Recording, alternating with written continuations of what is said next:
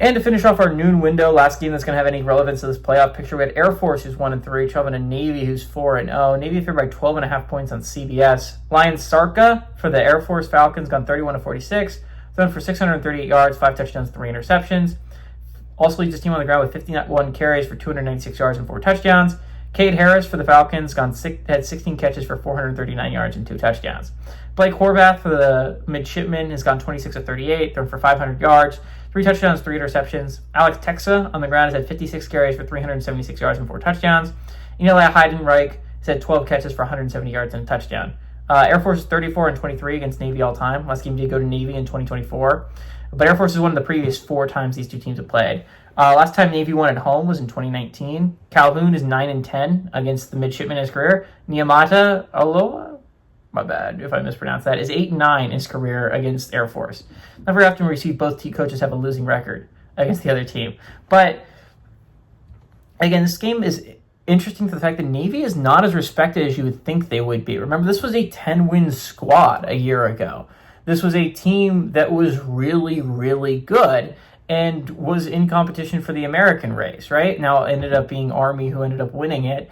But, again, this is a Navy team that was really good last year, and we're all just kind of sleeping on them. We've all collectively decided that this Navy midshipman team is not a real threat to go to the college football playoff because, I don't know, USF looks so exciting, and Tulane looks so exciting, and Memphis has these great wins, and North Texas has been so exciting offensively, right?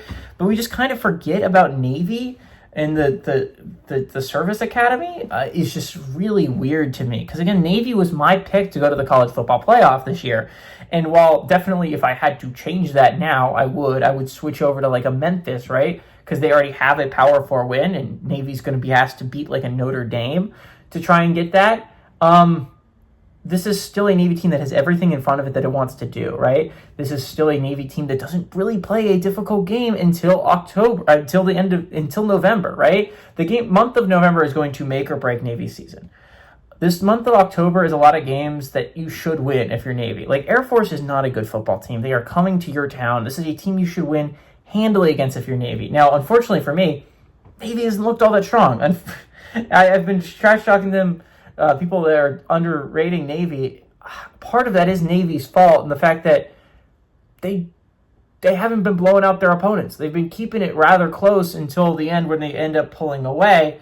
But I would like to see them dominate opponent. I think if you're going to get it up for anyone, it's going to be one of your rivals in Air Force. Again, the month of November is going to be so massive for Navy. I think they play Memphis, North Texas, and Tulane all in that period. So, again, it's just going to be a massive month for Navy, not to mention Notre Dame in that schedule as well. That's actually going to really matter if you want to make the college football playoffs.